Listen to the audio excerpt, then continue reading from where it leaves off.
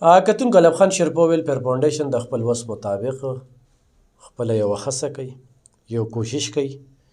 د الله پاک لاک لاک شکر دی چې الله پاک زمونږ په وجه باندې چاله خو څه دومره ټکه پکه ورکوي که نه. ډېرو خلکو ته اعتراض په څه دی پته ورته چې مونږ صحافت کوو او دې وخت کې د صوبایي حکومت یا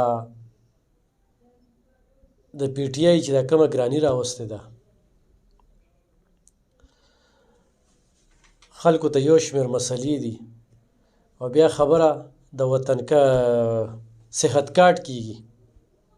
نو موږ ورته دا وایو چې د صحت کارت په ځای باندې د خلکو له نغد ورکې چې ځان له پیروزګارونه روان کي، یا په دې کې ورته ازادي کې چې یو سړي ځان له ډسپرین ګولۍ هم پکې رالي، پیراسیټامول هم پکې رالي، سی ټي سکین هم پکې کوي او ورسره چې کوم دی نو ایم آر آی هم پکې کوي. نو هر سړي دغه شي له یو ډېر لویه هوا ورکړې ده.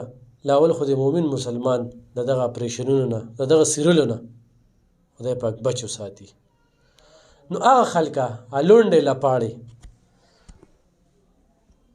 هغوی زه انجوای کوم د هغوی د غوسه چېرې زما لیډر دومره کار نه وکړه چې څومره علب خان شیرپو باندې خلکو اعتماد وکړو، خلکو له کورونه ورکړل، خلکو له کوارټرې ورکړې. دومره خو صوبایي حکومت کار ونه کړ چې علب خان شیرپو لګیا دی سیلاب متاثرینو له غریبانانو له دړادړ کې چې کوم دی امدادونه ورکوي. نو هغوی ته خو لکه من غټېږي چې کله غریب سړی په مسلو کې وي. دغه خلک خو لګیا دي غربت نه ختموي، غریب ختموي. نو هغوی ته په دې باندې لږ ټیس دی چونکې زما کار صحافت دی، دا خدای پاک ایکسټرا کوي او بره د الله کیمره لګېدلې ده. دا چې څوک کوي د ښېګړو کارونه نه هغه بیا دا لیډران د چا په قبرونو کې نه سملي چې د لیډر په وجه باندې به ما ته رالیږي او د لیډر په وجه باندې به ما ته نه رالیږي. ما ته ډېر خلک ووي یاره دا د الحمدلله په پی ټي آی کې هم داسې خلک دي چې هغوی خپله فیصلې په خپله کوي. کله چې د خیر ښېګړې کار وي نو هغه بیا الله سره دې معاملات وي، د انسانانو سره نه وي، الله سره. او ضروري نه چې ټول پی ټي آی والا دغه شانتې لونډې لپاړې وي، دغه شانتې کنځلمار وي، دغه شانتې بې تمیزه وي، بې تربیته وي. هرګز داسې نه ده. ډېر شعوري پوهې خلک هم پکې شته، هغوی ووټ هم ورکوي، هغوی دفاع هم کوي خو په طریقه باندې کوي. نو دا الله پاک علب خان شیرپو له چې کوم دا کار ورکړی دی نو د خپل رب شکریا ادا کومه. په دغه سیزون څه کار نشته دی، دا انجوای کوو چې څومره کنځلې کولی شي څومره دغه نوم دا یو بېله مزه کوي. زه چې دا اوس وګورم مخکې به نوم بله ده ما ویل که دا خلکه څه کوي. نو زه وایم چې هغه سړي ویل که زه ډېر غوسه شوم نو هغه بل ورته وي په ځان چک ولګوه. نو اوس چک نه بس هلکه کنځل کوه شابه. دا یو زنانه ده او دا د قدیم آباد ته قدیم آباد نه راغلې ده. دا وایي خاوند مې وفات دی، وزیر شاه د خاوند نوم دی، خاوند دی وفات دی. څو بچي دي؟ 2 بچي مې ګور مې واده او زوی مې په کټ راته پروت دی. معذوره دی؟ زوی معذور هم ده، د تور زړي بیمار هم دی. د تور زړي بیمار هم دی. ګټه وټه یې څه ده؟ بس الله شته نه. مخکې دلته راغلي؟ روجه کې راغلم یو ځل. سوداګانې دې وړلي دي؟ یو ځل مې وړلي. یو ځل راغلي یو ځل دې وړې ده. اوس درته بیا رالې؟ اوس بیا رالم. صحیح. روجه کې راغلی ده، یو ځل راغلی ده، سوده وړې ده. دا کارت ځان سره ونیسه. دا لبیک والا طرف نه چې کوم دی دا کپړې دا سودا دا هر څه د هغې ته ډاکټر محمد شفیق صاحب حاجي آباد شریف هغوی ته دعا کوه. صحیح ده؟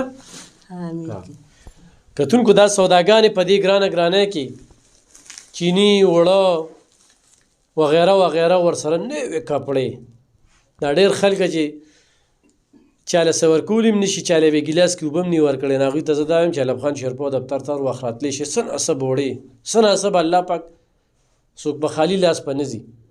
او ورسره چې د چا د موبایل نمبر وي نو ورته وایه چې تاسو سره امداد هم کوي. انشاءالله سلسله مخ په وړاندې بوځو. په دغې خبرو باندې زما خپل څومره مینهوال دي کتونکي دي هغوی ما ته دا وایي نو په دې باندې مه خفه کېږئ. دا د 5-6 کالو راسئ چونکې چې کله نه د حکومت راغلی دا 10 کاله نو د دغه کنځلمار پکې راغلی چې یو سړی به زړه به څنګه مات کي، یو سړی به څنګه د دې کار نه انکاري شي. لکه ډېر خلک دي که نه مړه وي کنځلمار خلک دي وي بس پرېږده.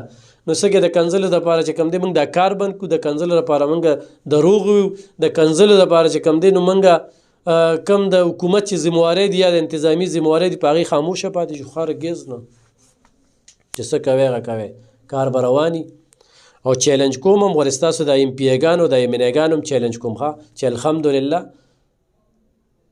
زما هم زیات کار به نه کړی نو دا خبره بل څوک کولی شي دا زه کوم